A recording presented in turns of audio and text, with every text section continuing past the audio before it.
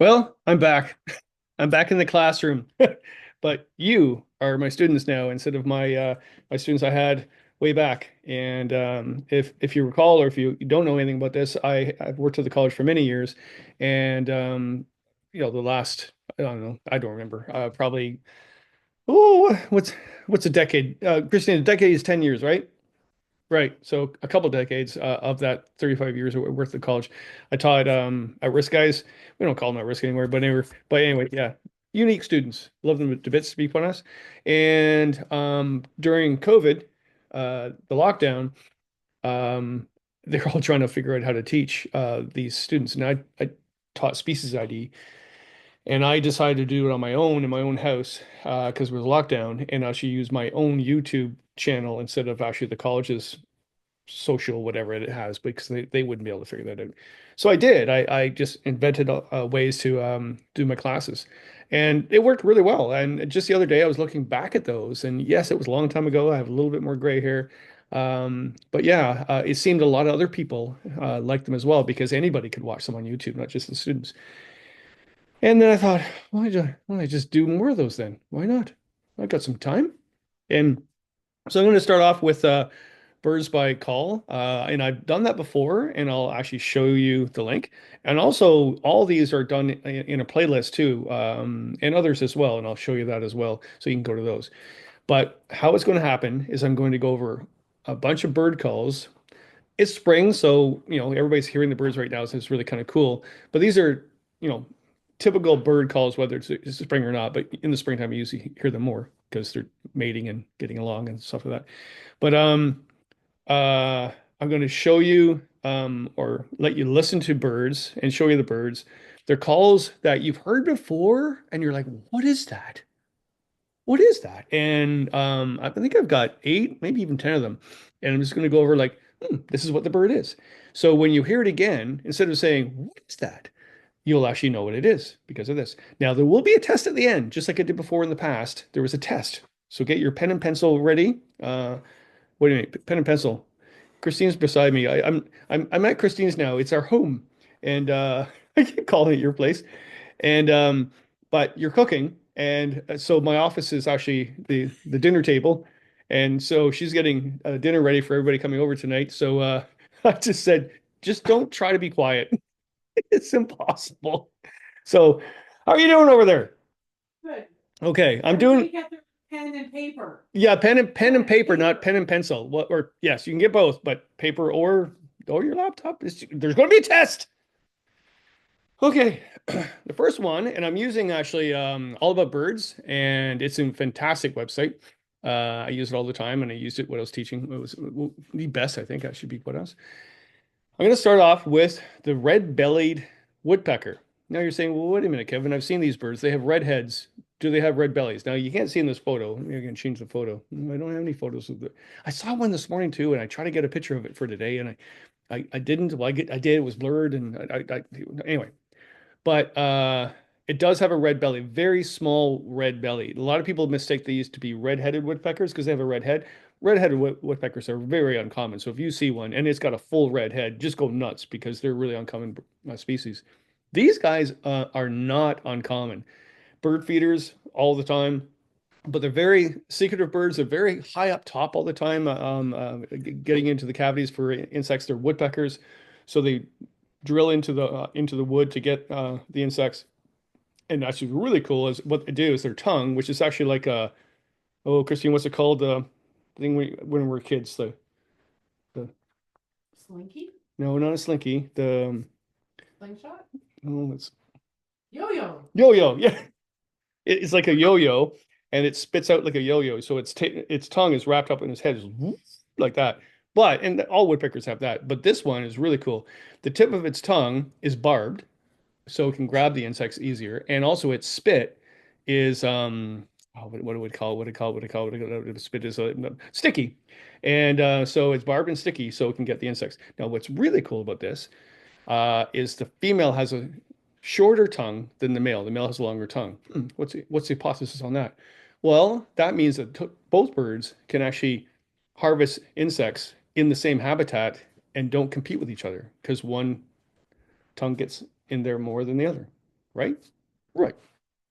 Let's get to the call though, because this is what's all about. It's the call. When I play this, you're like, that's what it is. Listen to this.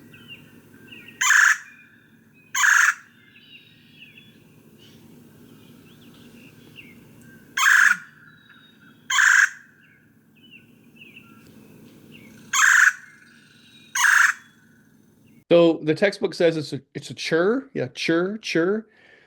Yeah, I don't know. It's that. It's what you just heard. It's like nothing else sounds like that. To me, it's almost like metallic too, as well. It's a rolling chur. I would call it rolling chur. But also it has a at the end it goes chi, blah, blah, blah, blah, chi, and it ends its call with that. And also cha cha cha. So listen.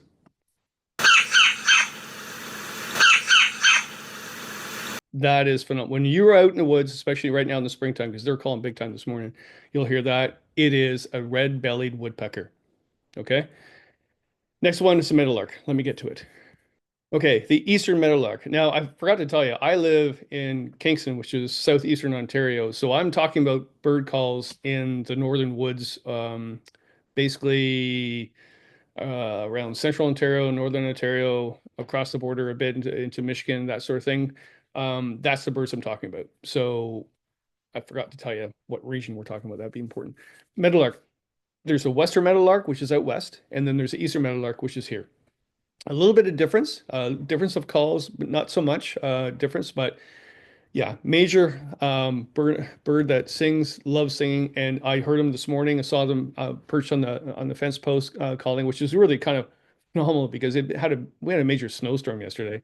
I don't know how these birds survive when they arrive and all of a sudden, oh, I didn't think spring wasn't here yet. But they were not actually in the meadowlark family, or sorry, not the meadowlark. They're not in the lark family. They're actually in the what's it, the cowbird. The cowbird. What's the cowbird? The blackbird family. Congree, the blackbird family. But it's more of a singer and beautiful bird. Yeah, you can see that yellow plumage in the front with a little black um, necklace on it. But also when it flies, you won't see that, or you might see it, but you usually don't. You'll actually see two white bar feathers on its tail. That's how I would identify it as meadowlark. It's also a very slender bird. But forget about noticing them by sight. What are you doing over there? I heard, like, oh, we're having beans. We're having chili. You want to hear something later on? I'll get back to you on that one. And so because they're a lovely singer, it's a flute-like call. All right. So listen to the flute-like call. It's almost like to me like a slide whistle.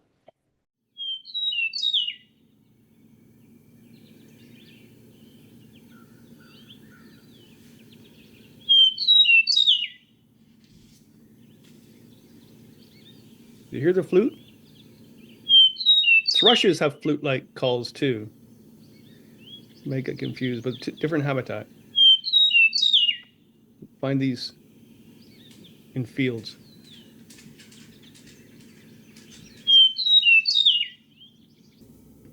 So flute-like call, slide whistle, but also some people believe that they're saying, listen for it,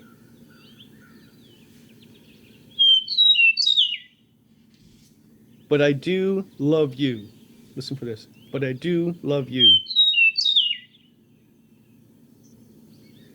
But I do love you, Christine. Here, Kevin. Okay, hear that? Meadowlark. Flute-like, I do love you. Slide whistle. Beautiful bird. I was so excited to see those this morning. Really cool thing about the meadowlark is that it actually has a whole bunch of different variations of its song and mixes them all up to sound like other bird songs. So let fathom this.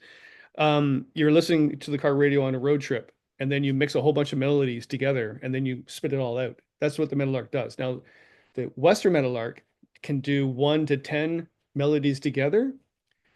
Why doesn't I don't know. It's just like singing. But the Eastern meadowlark can go up to 100 different melodies mixed all together in a salad and spit it all out. It's phenomenal. Have I wowed you yet, dear? Wow. What?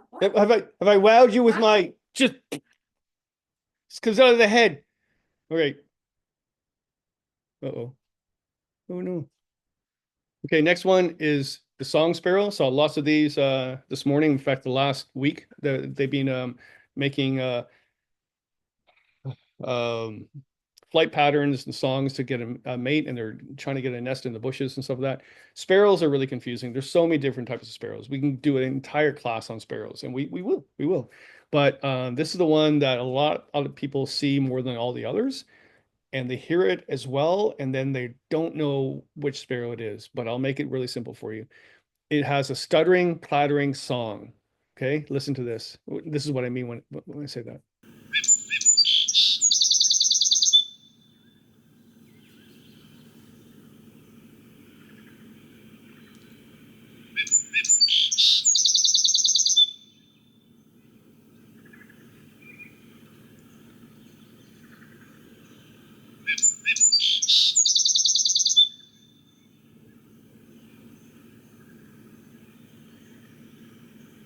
Supposedly what they're saying is maid, maid, maid, put on your tea kettle, ettle, ettle, ettle. All right, so listen to this again.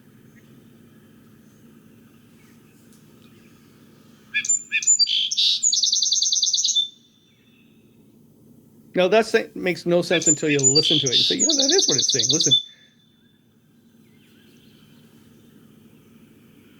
maid, maid, maid, put on your tea kettle, ettle, ettle, ettle. Okay, and by identifying it as a song sparrow, there's so many other sparrows. Just look for its, I love that call. The streaks on its breast and also the streaks on its eyes. Okay, and very common bird.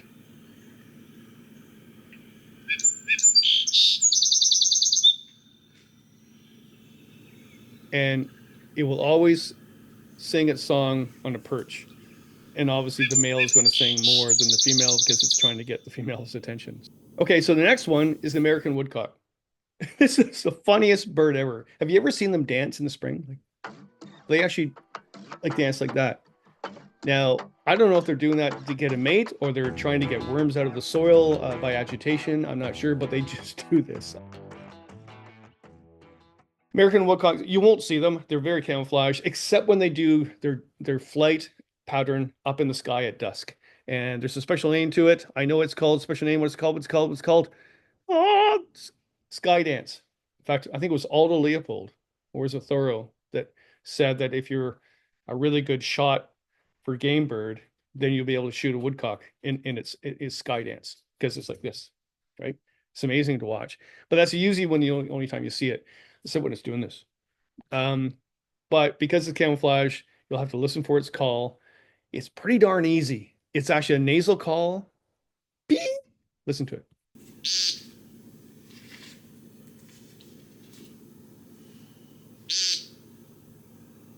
Now, to me, this is a little chorus. To me, it sounds like you're like squirting out a toot, squirting out a toot, which is going to happen after we had the chili. Listen to this.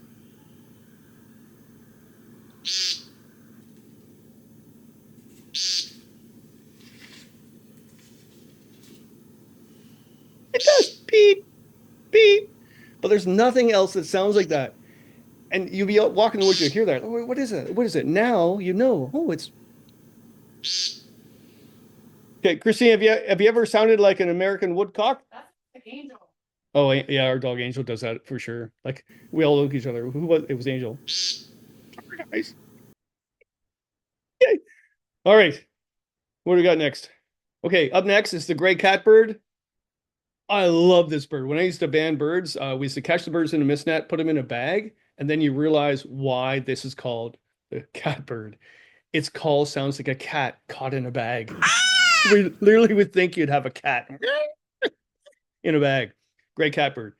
It's gray catbird because it's gray. It does have a black patch on the top of his head and a black, really prominent black bill. But yeah, gray. And goes in marshes and in bush brush and stuff like that. So you really don't see a lot of them, but you hear them a lot. And they love, oh, they don't shut up. I remember recording one that just did not stop singing for over 10 minutes. Not even one stop. It's like my sister's at Christmas. Christine? Okay, it also is in the flycatcher family, which is why it has whiskers on its bill. And what a flycatcher does is it flies in the air and the mosquitoes or whatever bugs hits the whiskers and then they swallow them. So yeah, it's in the flycatcher family. So it has whiskers. Well, a cat has whiskers.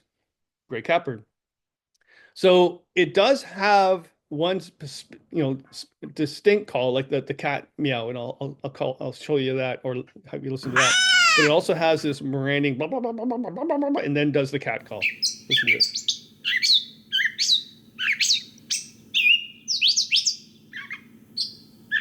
That is my sister said Christmas. Did you hear about this? I can't believe he did that.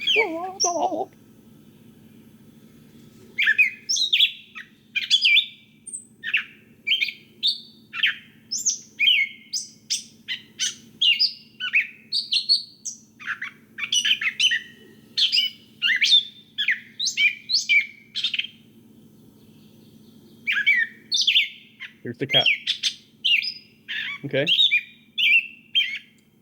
You can tell I love birds. A lot of people know me as the happy camper, the canoeist, and I am, and I've written a lot of books on that.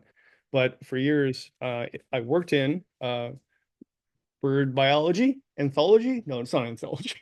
It's bird biology. And why don't I not know that now? Anyway, I like birds. Put it here. And I used to band birds for many, many years. I took care of a lot of hawks too, and so that at the Raptor Rehabilitation Center. And my students knew that because I worked in the field, so I kind of that's how I learned bush time. But nobody in the happy camper world knew what I did until all of a sudden now I'm doing this now because I have time. Instead of teaching students, I'm teaching you, and hope you're out canoeing and soon. It's going to be spring soon, whatever. But yeah, I'm just a bird nut. Okay, right. So, sorry, I'm going off in tangent. Now, you cannot get this wrong, and I tell you right now, you will not know anything about the Eastern Phoebe um, at all. It's a very small bird. It's a very solitary bird too. Even when they're mating, they don't like each other. Well, I shouldn't say that. They give each other time out. They're very solitary birds. So when we caught these in the net, we wanted to catch more than one because it was a very uncommon bird and it was great to actually band them and study them and help protect them. And so what we would do, I should be telling the story, but it is what we did. This is back in the 80s. So we would catch the one, we get all excited, and then we'd hold it up in the net and make it call out, like scream out, right? And because of that, all the other Phoebes would come in to investigate to see if it could help out, and that's how we'd catch them all. Because we couldn't catch them all because they're all solitary birds. So maybe I shouldn't tell that story. But all right, you won't get this wrong. Listen to it. The Phoebe, listen to it. You won't get this wrong.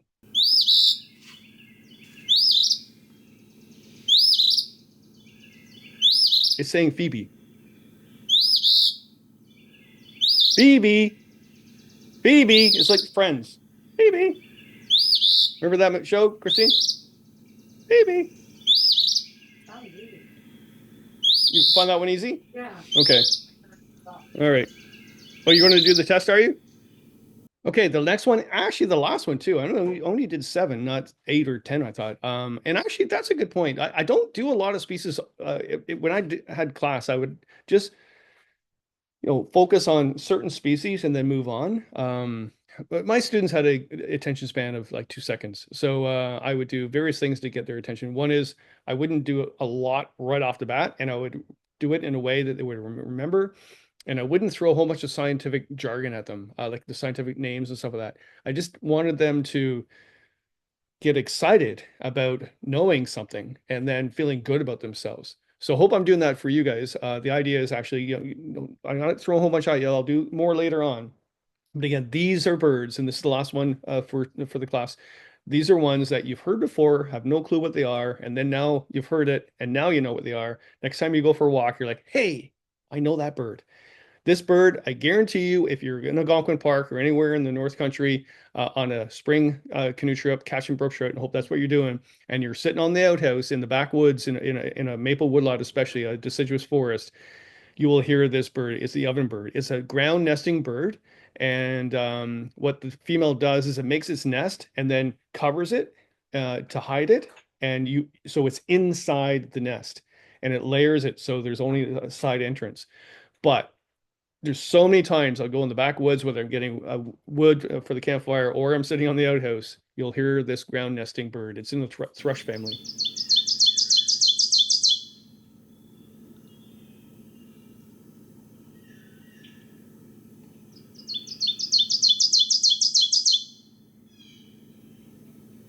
It's saying teacher, teacher, teacher, teacher,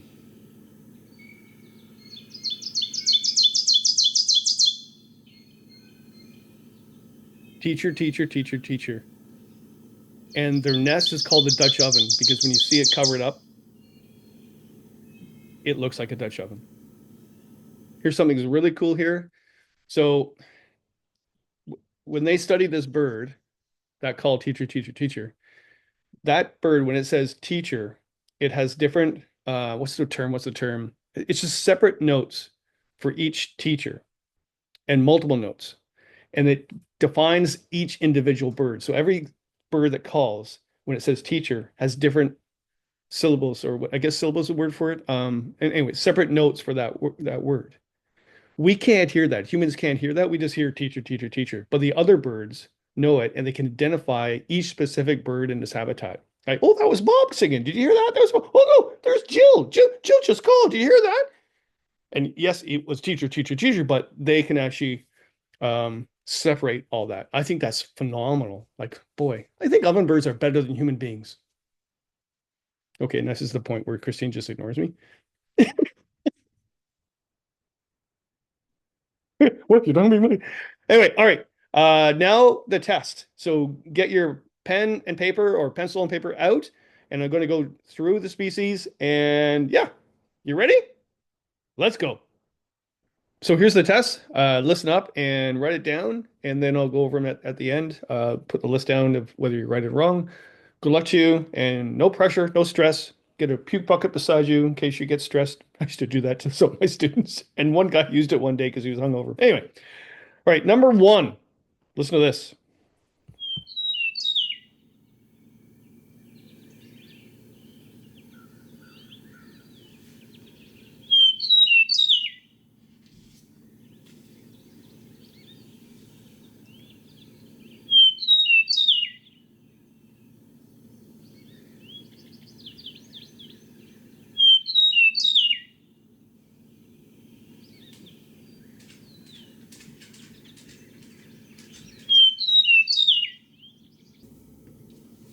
Okay, little hint. Flute-like call is the eastern species, not the western, and it has like 100 different dialects of its own. Christine's doing a test. Shake, shake. I think I'm going again. Okay, I'll set up the next one. Okay, number two does a fancy dance and a fancy flight pattern.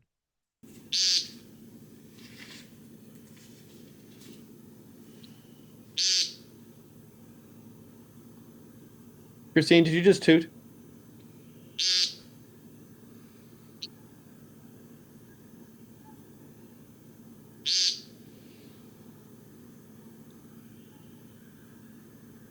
You're starting to snort while you're laughing, Christine. People get confused with the call. Shh, quit snorting.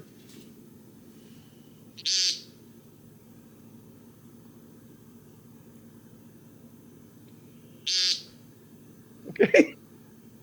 All right. So let's go on to number three. Okay, this one says its name.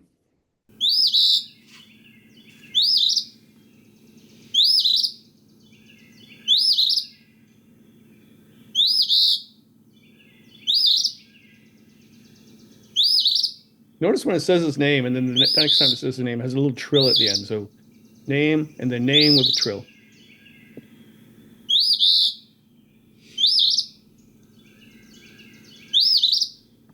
Okay. Number four. Number four. Very common bird, by the way.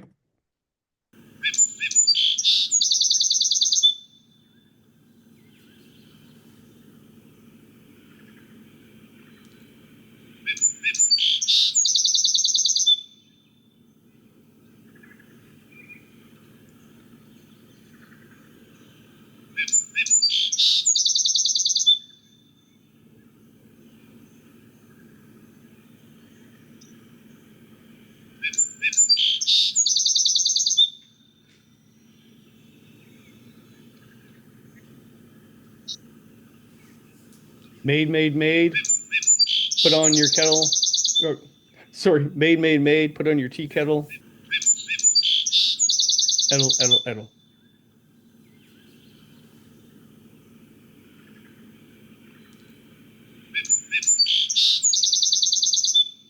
I kind of hear that, but I remember more like it's a stuttering, like it stutters. Blah, blah, blah, I'm going to sing now. You play that again, because that's how I remember it. Had a huge stuttering problem when I was a kid, by the way. Huge stuttering problem.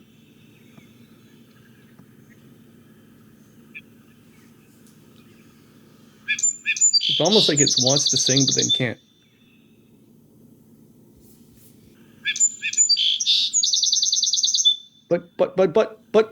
But, teacher.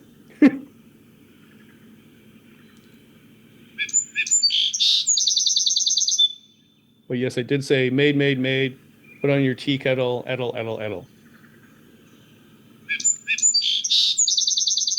Okay, that's number 4. Let's get to number 5. Well, rolling out chur.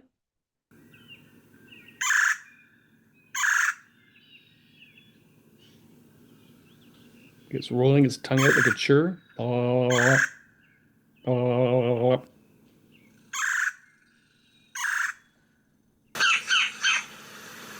Stop laughing.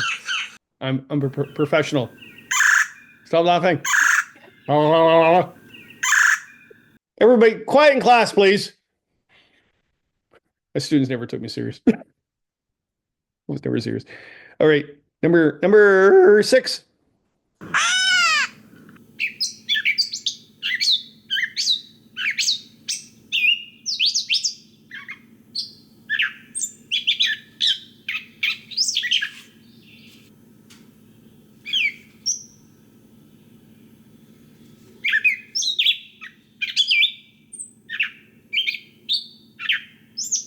15.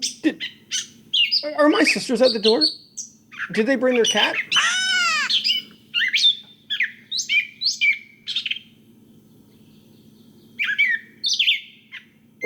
And it sounds like they've had a bottle of wine. Okay, last one, number 7. This is the one you hear when you're on the outhouse, out in Algonquin Park. Deciduous woodlot, more than carnivorous, and it does nest on the ground, and it is in the thrush family. I believe it is. I'm pretty sure it is.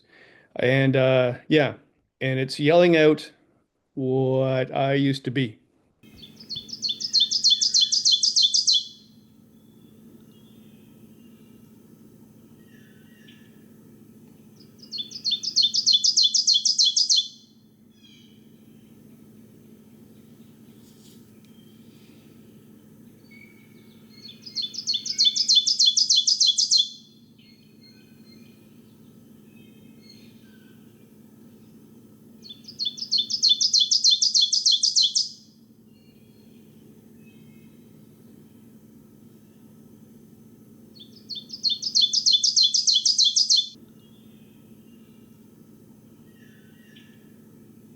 I guarantee the next time you're on a canoe trip, especially if you're going out, which I'm going out soon, to Algonquin Park in the spring to catch some brook trout, you will hear that bird in the backwood lot. You really will. And now you know what it is. And let's go over. So get your paper out. We're going to go over. Did you get your paper out, Christine? You don't know. You never say you failed. And if you did fail, you failed now, but you won't fail later. So I wasn't really paying attention to class properly.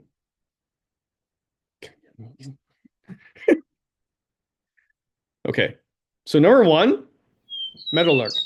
Beautiful singer, lovely singer, flute-like call, like a and yeah, lovely. It's in the blackbird family though. It is not in the lark family. Number 2 is American woodcock. Dances like this and has that really distinct call. Number 3 is the Phoebe. I should call it the proper. What did I call it? I said American woodcock, meadowlark, ovenbird. What did I do? Oh, Eastern Phoebe. Eastern, because there's many Phoebes. Anyway, Eastern Phoebe. And yeah, for sure, flycatcher says Phoebe. Number 4 is the song sparrow. Good. Okay. perches up high in a bush and it calls. And you go out right now if you're living somewhere in south central to southern Ontario, and you'll see them all over the place. Very common. And they're nesting and they're fighting for territorial rights and stuff like that. Number five is the red-bellied woodpecker, and very distinct call. It's one of those things where I can try to tell you it sounds like a rolling chur, but once you hear it in the bush, boom, you got it. It's in the brain, and you'll always remember it. Number six is the gray catbird. So it's got that blah, blah, blah, blah, blah, and then it sounds like a cat meowing. Especially again, like I said, in mid-August, it stops the chatting because it's mated already, and it just goes. You'll hear that more so than the other. And number seven is the ovenbird. Teacher, teacher, teacher. Okay. So I hope you're enjoying this, and I hope you did well. And if you didn't, well, practice makes perfect. Go out and do some bush time. The only way I ever learned these, in fact, I went to college for fish and wildlife and stuff like that, and I did really well in bird ID. But when I started working in it, I was terrible. And the reason why is my boss said that's because you're looking for the bird. You're not actually listening for the bird. You hear them more than you see them. So it's better for everybody if you want to get into bird studies is to know your calls more than by visual. And I had some amazing jobs during that. I would actually go out in the woodlots and record calls of birds nesting. And if they were actually under the Endangered Species Act, I would put that and would use that in court to actually protect habitat because I proved that in the springtime they were nesting and they needed that habitat to actually have their young. So they weren't just traveling through, right? And we'd say, well, you can't put a development there right now because if you do, you're actually going against the Endangered Species Act, which is actually money and jail time. Oh, I did not know that. So it's kind of cool. All right. Hope you do well. I'll think of something else later on. Let me know if you're liking these or not. Again, I'll show the tag where I used to do this during lockdown for the students, and I just thought, hey, how about I just do this again? I could have done this out in the woods with you, but to do bird calls and doing that, I don't know if that would work better. So I think this is actually a better way to do it. Right. Thanks for coming out, Christine. Is the chili done? It's cooking. Right.